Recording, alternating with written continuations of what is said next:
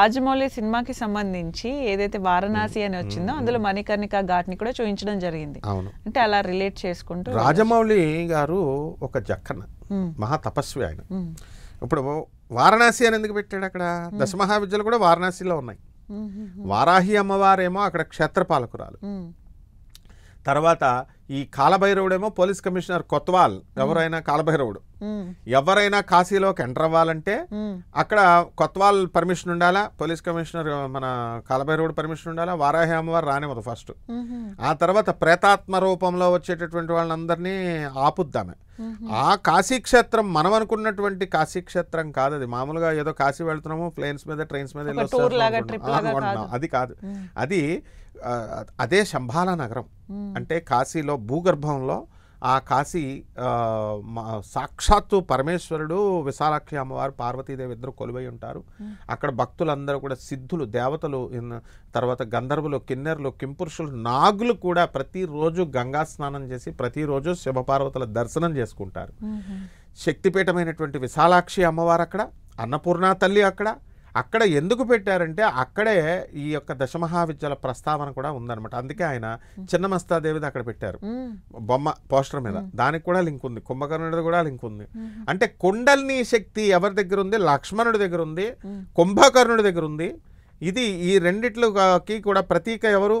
చిన్నమస్తాదేవి, కుండలిని శక్తి. అందువలన ఈ యొక్క మణికర్ణిక ఘాట్లో రావణ యుద్ధం ఆ కాళ్ళు పడ్డి దహనమైంది కాబట్టి చిన్నమస్తాదేవి కుండలిని శక్తికి అతను ప్రతిరూపం కాబట్టి సాధించాడు కాబట్టి అతని యొక్క మరణానికి అందుకనే పోస్టర్ మీద ఈమె చిన్నమస్తాదేవిని పెట్టారు. నెక్స్ట్ అంతకంటే ముఖ్యంగా ఆ యొక్క వ్యాసుల వారు ఆ భాగవతాన్ని రాసిన మొత్తం అష్టాదశ పురాణాలని, మా ఉపపురాణాలను రాసినటువంటి వ్యాసుల వారు తన శిష్యులతో మొత్తం కాశీక్షేత్రంలోనే ఉండేవారు. కాశీక్షేత్రంలో ఉంటూ ఆయన ఏం చేశారంటే తన శిష్యుల్ని, శివుడేమో పార్వతీదేవి ఒక రోజు మెచ్చుకుంటుంటే వ్యాసుడిని ఆయన ఒక శివలీల చేస్తాడు. ఆయన ఏం చేస్తాడు, అయితే నువ్వు రోజు 10 రోజులు అన్నం పెట్టకంటాడు. అన్నం పెట్టకపోతే మానేస్తుంది. మానేస్తే వ్యాసుడు అంటే ఆగాడు పాపం. ఒక 20 రోజులు అయింది. శిష్యులు ఆకలితో ఆగలేక గురుదేవ మేము ఆగలేకపోతున్నామంటే వ్యాసుల వారు కాశీక్షేత్రాన్నే శాపం పెడతాడు, శ్మశానం అయిపోగాక అని. అందుకే చిన్నమస్తాదేవి ప్రస్తావన అక్కడ వచ్చింది. శ్మశానం అయిపోయింది కాబట్టి చిన్నమస్తాదేవి శ్మశానంలో ఉంటుంది అనేటటువంటి దశమహావిద్యలు. నెక్స్ట్ అంటే శ్మశానంలో ఈ తంత్రాగాళ్ళు వెళ్ళి చేస్తారని కాదు, శ్మశానాలయవాసిని అంటాం, శ్మశానాలలో తిరుగుతుంది అని. అంటే ఈ డెడ్ బాడీస్ అని కాదు. శ్మశానం అంటే వైరాగ్య స్థితి. మనలో ఆ వైరాగ్య స్థితి ఐసోలేటెడ్గా ఉండాలి, ఎలోన్గా ఉండాలి, ఎలూఫ్గా ఉండాలి. మనం ఒక్కళ్ళమే ఉండి సాధన చేసుకోవాలని సింబాలిక్ రిప్రజెంటేషన్గా చెప్తాం శ్మశానాన్ని. అది మణికర్ణిక ఘాట్లో ఎందుకు చెప్పారంటే అక్కడ అప్పుడు ఈ అన్నపూర్ణాదేవి అన్నం పెట్టకపోతే శపిచ్చేస్తే శివుడు వచ్చి త్రిశూలంతో వ్యాసుల వారిని గెట్ అవుట్ అంటాడు. ఎందుకనంటే శివుడికి అంత ఇష్టం కాశీ, 2వ భార్య అంటాం కాశీ పట్టణాన్ని. అప్పుడు వెళ్ళిపోతే మరి నేను ఏం చేయాలి తండ్రి, మరి నేను చూడకుండా నేను ఉండలేనంటే మన సౌత్ ఇండియాని ఆయన బ్లెస్ చేయడం కోసం నార్త్ ఇండియాలోనే ఈక్వల్గా కాశీ ఉండాలని ద్రాక్షారామ గ్రామానికి పంపిస్తాడు. అందుకే పంచారామాల్లో ఒకటైనటువంటి ద్రాక్షారామంలో వ్యాసుల వారు తన శిష్యులతో వెళ్ళి జీవితాంతము ఇంక అక్కడే ఉండిపోయి రోజు కూడా శివారాధన చేశారు. అలాగే దక్ష ప్రజాపతి యుద్ధం కూడా మనకి అక్కడ చేశారు. ఎక్కడ ద్రాక్షారామంలోనే యజ్ఞం చేశారు, ఆ నిరీశ్వర యాగం. ఇదంతా ఇవన్నీ కూడా లింక్. ద్రాక్షారామంకి వెళ్తే కాశీకి వెళ్ళినంత పుణ్యం వస్తుంది డెఫినెట్గా అమ్మా, వై నాట్? ఇప్పుడు అసలు ఈ పంచారామాలు ఎలా వచ్చినాయి?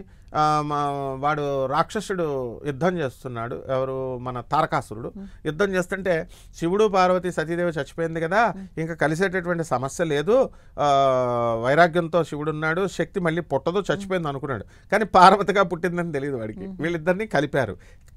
సుబ్రహ్మణ్యేశ్వర స్వామి పుట్టాడు, కుమారస్వామి. అప్పుడు ఈ తారకాసురుడికి కుమారస్వామి పుడతాడనేటటువంటి ఇది జ్ఞానం లేదు వాడికి, ఐడియా. కానీ పుట్టేశాడు. ఇక్కడ పుట్టిన తర్వాత ఇప్పుడు ఏం చేస్తాడు, శివుని ఆత్మలింగాన్ని తన మెడలో వేసుకుంటాడు. రావణాసురుడు ఒకడే కాదు, ఈయన కూడా ఆత్మలింగాన్ని సాధించాడు తారకాసురుడు. మెడలో వేసుకుంటే ఎంత యుద్ధం చేస్తున్నా సరే సుబ్రహ్మణ్యేశ్వర స్వామికి ఈ తారకాసురుడు చచ్చిపోట్ల. ఏమిటి అని తన దివ్య దృష్టితో చూశాడు. చూస్తే ఓహో మెడలో ఉన్నటువంటి ఆత్మలింగం అని గుర్తుపెట్టుకుని వెంటనే దాన్ని బాణం వేసి 5 ముక్కలు చేశాడు. అవి ఎక్కడ పడింది? ద్రాక్షారామము, సామర్లకోటలో భీమారామము, పాలకొల్లులో ఈ క్షీరారామము, భీమవరం గునుపూడిలో భీమవరంలో అదొకటి, సామర్లకోటలో కుమారరామము. 5 ఆరామాలు. ఈ 5 ఆరామాలలో ద్రాక్షారామం శ్రేష్టమైంది. ఈ ద్రాక్షారామంలో దక్షుడు అక్కడ చేసినటువంటి ఫలితం కాబట్టి మనం కాశీ వెళ్ళినంత పుణ్యము సౌత్ కాశీ అంటాం, దక్షిణ కాశీ అంటాం.